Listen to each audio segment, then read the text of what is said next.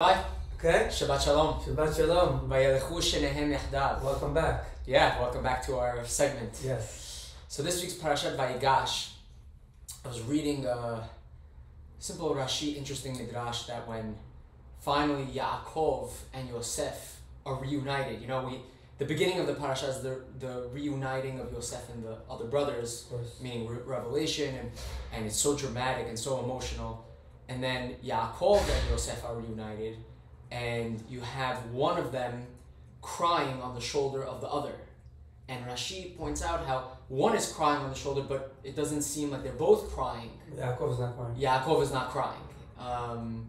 So the Midrash says that Yaakov was reading Kriyat Shema, which is such a interesting, like you could imagine, Yaakov 20 years hasn't seen Yosef, and he hasn't received Nevu'ah according to Chachamim because he's so depressed after losing Yosef. And then he's finally going to see Yosef and he's reading Kriyat Shema. Like, read it before or read it after. Why that moment you need to read Kriyat Shema? Like, what's the point of this midrash?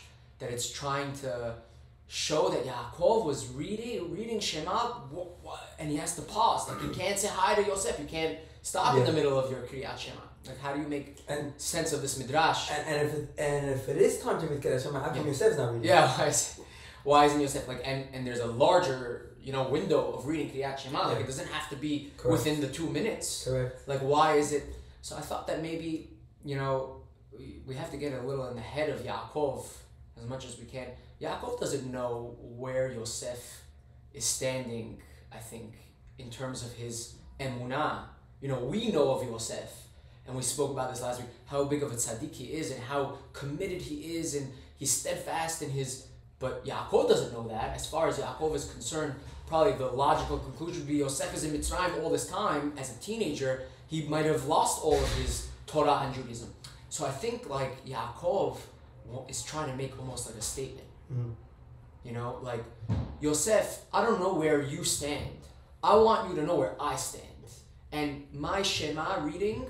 meaning my belief in Borei Olam, the oneness of God, that is my primary responsibility, even over you.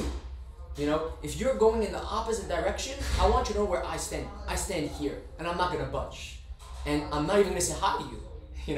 Like Shema will come between me and you. It literally comes between them. And I think it's like the message of Midrash is Yaakov is ready to say, my emunah in Hashem will come between me and you if you went on that wrong path. You're not going to be the leader and be in charge because that's what Yosef is doing. He's bringing them down to take care of them. Yaakov realizes that. He's saying, if you're not on the right path, we're not going to follow you. Emunah in Hashem is the number one responsibility, and I don't know where you stand.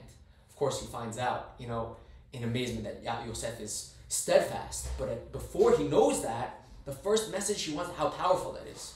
I'm not even saying hi to you. I'm saying Shema. That's our number one.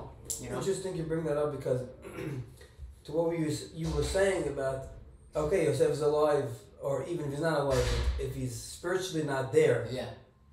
So that's why it says, they tell Yaakov Yosef is alive, but how could it be a teenager in Mitzrayim to stay alive?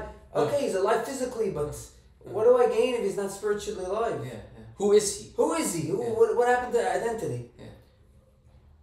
So I believe that now Yaakov is conjuring all his love that he has towards Yosef, but he can't forget the love towards Borei Olam. So that's why the first thing he has to do is read Kriyat Shema to say that Borei Olam, I have so much love for my son, but really I understand that it's you that divine plan and everything. So I want to show you my love first. I read a story about the Hafetz Haim.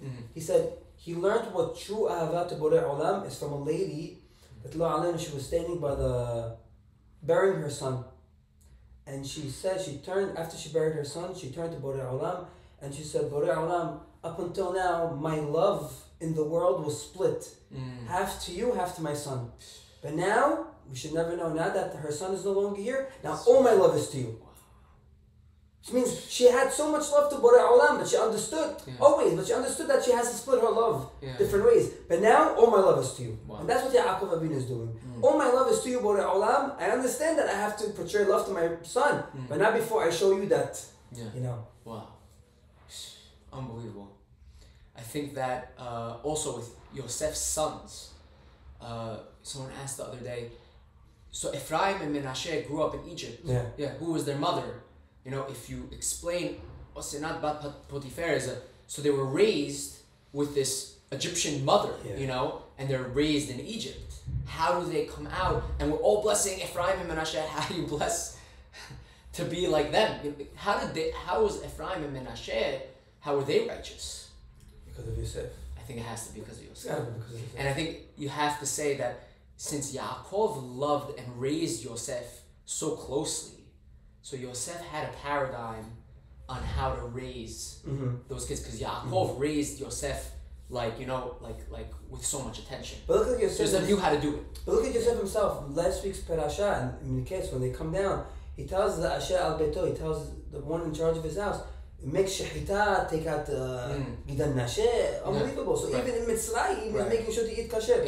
He had to have instilled in his kids yes. a lot of things in order for them to be able to maintain that identity and so on. It has to be. Yeah, it has to be. But it has to come from Yaakov. Yeah. Because that level of education in such a difficult circumstance, you can't just you're not born with that. No. You can't just, there's no curriculum. You know, how do you get that? He got it from the master Yaakov. Yeah. So now answer if we can. Yeah. So why isn't Yosef saying Kriyat Shema? Right. Why isn't Yosef? We could answer simply because it wasn't the time. Yeah. I mean, Kriyat Shema doesn't necessarily have to be. I could always say Kriyat Shema. I could always say Shema Yisrael, Shema Kama. Yeah. It doesn't have to necessarily be. Yeah. So we could answer that it wasn't the time. Yeah. You have any thoughts? I think Yaakov had something to prove to Yosef. Yosef wasn't thinking that he has to, prove like he wasn't gonna disrespect his father. Correct. You know, that it's different. Correct. When the father is showing with my priority, Yosef can't show that in that way to Yaakov. He has to show his commitment to Hashem in a different way.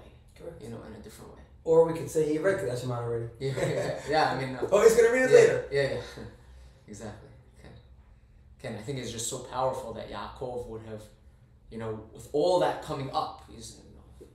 And piggyback on what you're saying, what you said earlier. That's why Yaakov is terrified to go down to Mitzrayim. I think so. Hashem tells him, Al tira. Yeah. B'mar'ot halala he comes to. Mar'ot halala is the hoshech, the galut. Yaakov's worried. Okay, we're gonna go down to Mitzrayim. What's gonna happen to the kids? Yeah. He says, don't worry. I'll take you out of it. Meaning, you be still steadfast, like you said, in your emunah, in your religion. The kids, everything will be okay with the kids. Yeah. He's terrified. Yeah. Legitimately so. Yeah. Legitimately. Arvat haaretz. Yeah. And as much as Yosef tries to separate them, and give them Goshen and try to keep them separate from everything, at the end of the day, we know over the generations that so many Jews did not keep and were not steadfast, and But that you can note that it's after the generation of Yosef. Yes. Yeah. There's a dilution. Yes. Over the generations. Yes. I think the biggest question is how do we prevent that dilution? I think that's the question of our generation. How do we slow? How do we prevent? How do we strengthen? Just to instill, keep on instilling and giving over the heritage, the traditions, our Mesorah. Yeah. That's the only thing we could do. Yeah. We have the benefit that they didn't have. That we have a whole system of Torah. Yes. They didn't have that intricate, detailed system of commitment and daily laws and all the details. Some people sometimes when they're in the details they get like so fed up with but all it's the all details. about details. It's all about the details. Without the details, what's gonna happen? Where are you gonna be? The details are for us. Yes. At the end, sometimes we lose track of that. The details, especially where we are and who we are and what's surrounding us. It's all for us. I heard once from I think his first name was Rabbi Lawrence. He says it's all about the details.